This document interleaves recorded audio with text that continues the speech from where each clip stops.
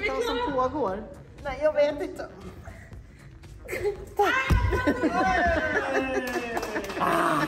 Next time I will beat Ja, her. men det är något Robinson. Gratulerer. Det är sista repet innan Eurovision. Jo. Nej. Känns det? Nej men du... Det känns inte bra. Nej men det känns bra. Det är en good vibe här. Alltså imorgon drar ni till Malmö. Vad är det sista ni kommer att göra, alltså, som ni kommer att göra innan ni drar? I Stockholm? Ja. Ta tåget. Så ja.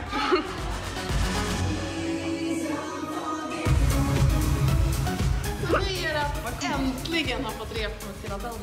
Fantastisk. Altså, vi ser jo mye bedre ut når vi har dansere. Men når vi er to, så ser det ut som to weirdos prøver å være med på Eurovision. Og så føler vi oss mer trygge med dansen og hvor vi er på scenen. For det er liksom et crew som er i hop. Og det var en sånn kjensle som vi ikke hadde i fjor, når vi var på mellom, når det bare var oss to. Way better. Way better. Weirdos. Six weirdos. Neida, men det blir bra. Eller hva? Ja!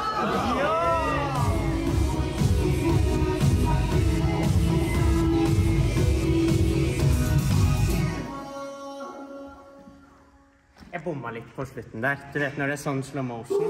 Nei, altså den her.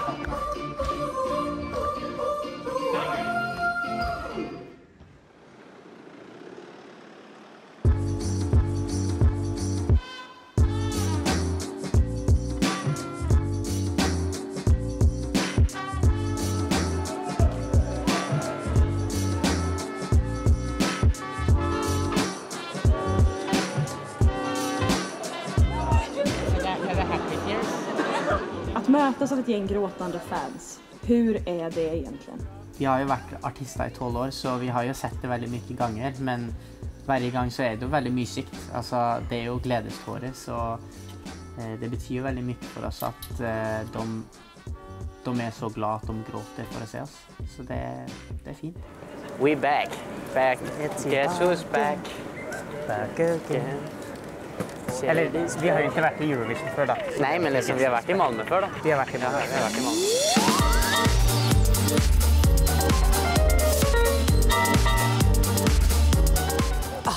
Malmö. We're back. Malmö, give it to me.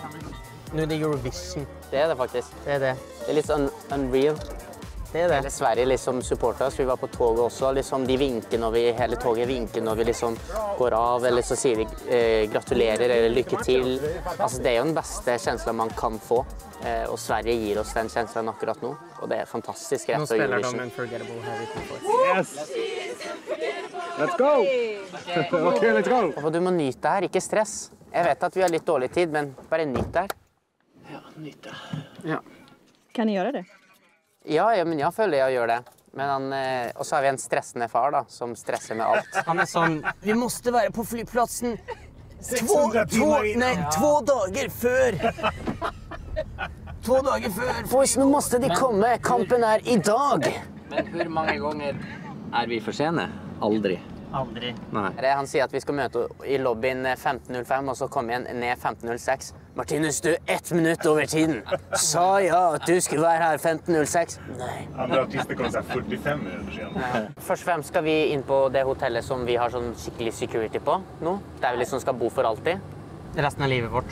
Ja, men skal vi det eller ikke? Nej, men hela nu, inte resten av ditt liv, men nu i 12 dagar. Jeg ser her, her er det polis overalt. Jeg synes det er litt kult, det. Ja, jeg synes også det. Ja, det... Ja, liksom, vi blir venner med polisen på denne reisen. Ja, det har vi. Malmö City!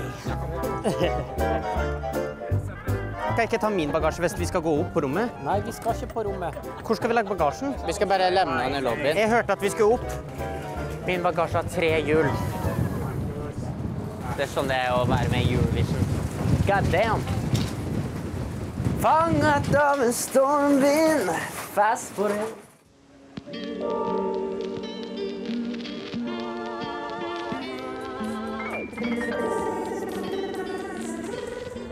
Sorry, jeg spiller golf med mitt management. Jeg skal bare sette den her. Lett. Jeg leder. Jeg er på 9. Men det jeg skulle si var at endelig får vi stå på scenen hvor Eurovision skal være for første gang. Så jeg er så tagget. Først så er jo det, man begynner egentlig helt på hotellet da. før man blir plukket opp av bussen. Så da varmer man opp der, så blir man hentet av bussen, holder røsten litt varm, og så kommer man frem til arenaen, which is very secured. Og så skifter man klæder. Man skal ha på kule klæder, man skal ha på makeup. Of course, vi måtte gjøre noen endringer, eller upgrades i sceneklederne. Blant annet this little guy. Michael Jackson hand. Så har jeg den her i ny. Så jeg har one more. Upgrade it.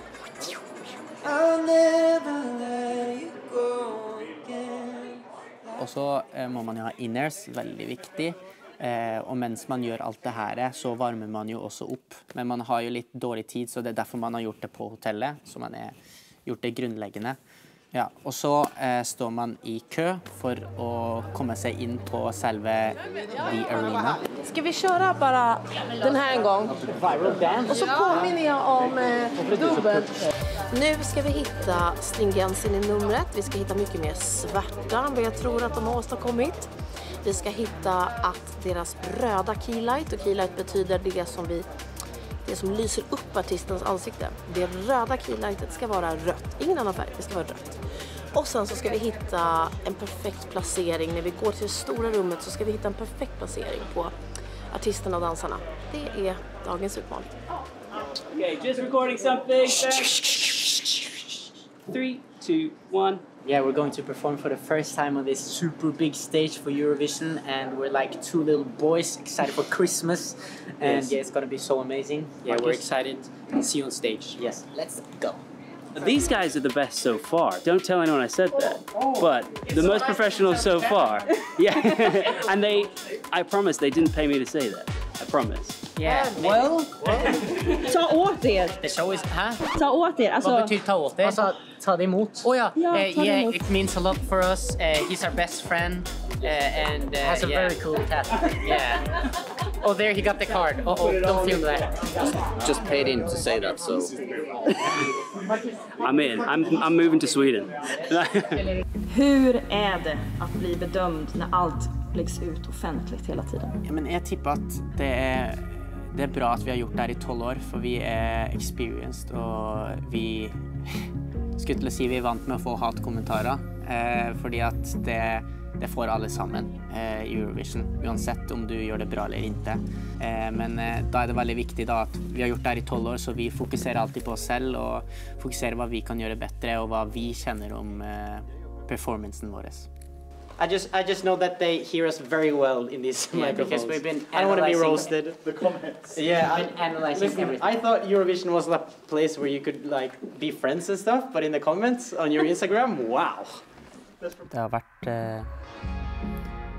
mange år med musikk nå for oss, og vi har jo fått sånne kommentarer før og sånt. Men jeg visste ikke faktisk at det skulle være så mye hat når man kom inn i Eurovision, for jeg trodde det var en plass hvor liksom alle skulle ha en bra fest i hop og skulle trives, men alle länder fighter mot hverandre, kjennes det som spesielt i kommentarfeltet og sånt. Try hard. Marcus, you have to wear this. oh yeah, sorry. Hur känns det?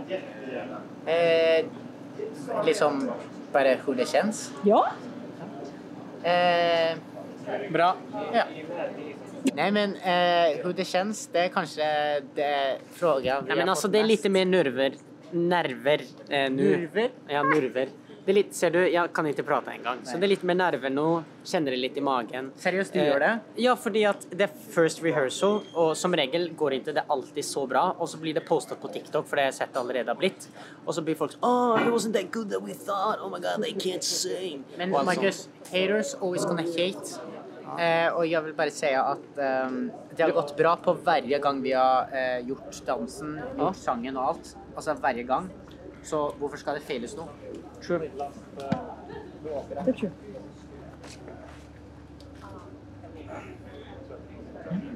Ja. Jeg tror han er nervøs. Storebror alltid sier lillebror er nervøs, men nå er han nervøs, men han tør ikke si det ordentlig. Är det så? Men jeg tror det. Jeg ser det på han. Så jeg skal være her og gjøre han bekvem, og at alt skal gå bra på scenen, og making comfortable. Ville du si noe, Jenny? Kolla, känner du dig varm? Ja, jättevarm. Jag vet inte varför jag har den här. Jag tänker på, du vet så att... Varför har du stylat det? Vad menar du? Håret? Faktiskt, lite. Nu när du säger det. Ja. Jag mig själv. Ja, du lurar inte oss. Vadå, är det känsligt om någon liksom säger nej, du är för lik din bror? Lite, men samtidigt makes sense fordi vi är tvillinger. Så vad fan ska man göra? Grejen är ju att du alltid säger att du har sitt hår och Martinus har... Ja, men nu har men du jag har också inte det. fixat mitt. Han har lite mer slick. Ja, men det här är Martinus vanliga. Selvklart er jo det viktig, for vi er to forskjellige personer, men det er vel litt svårere for folk som ikke har sett så mye av oss. Om de bare ser oss på TV, og når vi opptrer så er det kanskje litt svårt, men jeg tror ikke det er så svårt når du lærer å kjenne oss, for vi har jo to forskjellige personligheter. Jeg skal være ærlig og si at jeg er trøtt på at folk ser oss som samme person, for det gjør mange. Jeg kommer på første gang når vi fikk hver vår Instagram. Første gang Markus fikk Markus, og jeg fikk min egen. Altså, da var jeg så glad. Da tenkte jeg, yes, endelig kan folk si mi, og ikke bare Markus og Martinus, for jeg tykker det er viktig. Jeg husker bare siden første, andre, tredje klassetrinn, så ropte jeg opp Brian, Edvin, Sigurd, Markus og Martinus, Ronja, Eirin. Liksom, det var alltid. Vi var alltid en person. Og det hadde vært hele livet mitt. Så det er, jeg skal være ærlig og si at jeg er trøtt på det. Så jeg vil jo liksom få folk til å se at vi er to ulike personer. Altså folk joker jo om det også når vi er på radio. Nei, de er bare en. Nei, det vil faen meg ikke. Grunnen til at vi har reist rundt i Europa og jobba, er jo for at det skal gå best mulig for oss når vi står på den scenen. Så, ja. Det er jo det alle artister man vet ser frem imot. Det er jo grunnen at man er med på Eurovision, for at man får stå på verdens største scene. Så vi representerer et land i Eurovision som er utrolig stort, så vi vil jo alltid gjøre det beste, selv om kanskje ikke kroppen tåler det helt. We're going in 5, 4, 3, 2, 1.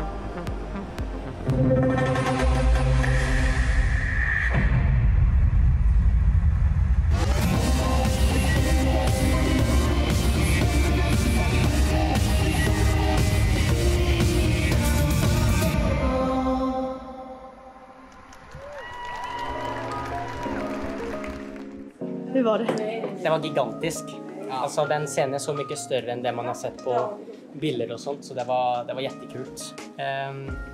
Så ja, nu första rehearsals, men jättebra för att vara första rehearsals. Alltså jag är så nöjd att det... Ja, för det är bara positioner som man måste sätta så man håller sig i mitten och förhåll till vår kamera där, för själva låten och danserna, de gör en fantastisk jobb, så det måste vi också göra det. Det måste vi också.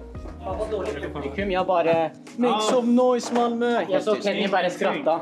Ja, jag menar. Fan, jag tror jag ska göra det live, för man har ju lust till att starta med ett skickligt band. Men gör det heller i finalen än Malmö semifinale. Ja, gör det i finalen. Vad sa du? Som gjorde i Stockholm. Ja, Stockholm. Jag ska ta ut med nice. Ja, men då sa jag Stockholm när jag egentligen skulle sjunga. Så det ska jag inte göra nu.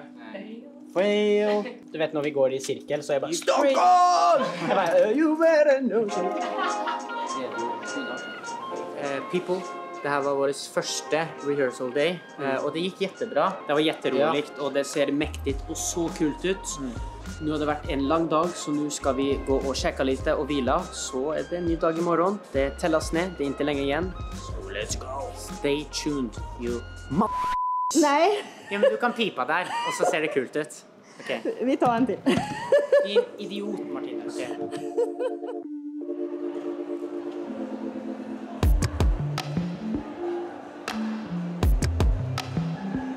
Right to another episode of the vlog, Road to Final.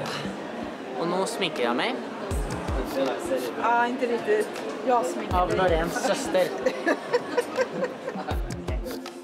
Ok, så selv om vi er videre til finalen, så er det her utrolig viktig for oss. Fordi Det kommer til å være utrolig mye folk som kommer til å se på Eurovision også, som bedømmer oss og ser, er det her noen jeg vil røste på?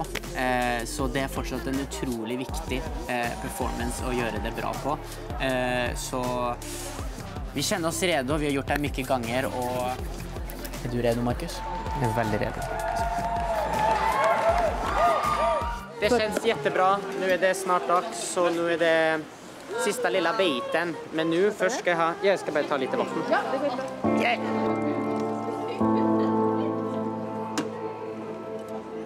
I mitt hode så skal jeg liksom framføre for alle i verden. Fordi det er sånn jeg tenker. Og da blir det sånn... Det er det mye å tenke på. Men heldigvis så har vi gjort det i 12 år. Hvor mange år? 12 år. Ok. Ja. Du har sagt det sånn så mange ganger.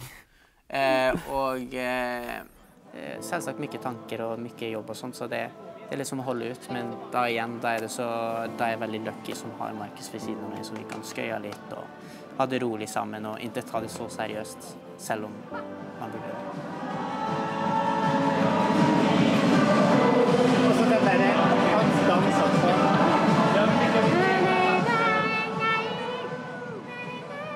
Alltid før jeg går på scenen så prøver jeg ikke å tenke så mye på hva jeg skal gjøre. For spesielt med det med nummeret med Unforgettable, vi har gjort det så mye ganger, så hvis jeg begynner å repe like før jeg går på, og så misser jeg en ting, da kommer hodet mitt til å eksplodere.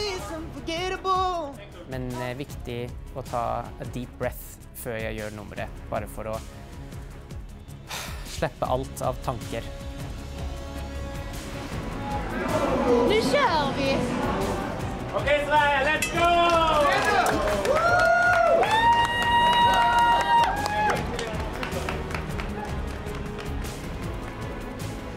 Det er litt av grunnen til hvorfor man gjør Eurovision, eller det er jo hele grunnen. Det er jo for å stå på den scenen, så at man får gjort det 2 ganger i stedet for bare 1 er fantastisk, selv om Sverige vant i fjor. Jeg tror at det kan hjelpe oss, for mange sier at det er ikke så viktig, ni er allerede videre, men det handler jo om å overbevise dem at her ligger det noen potensielle vinnere på en måte. For selvfølgelig, Sverige har aldri vunnet 2 år på rad, og da er det ikke mange som ser på oss som favoritter, men det er jo det vi har lyst til å vise når vi endelig kan være med i en semifinale. Så nå kjører vi.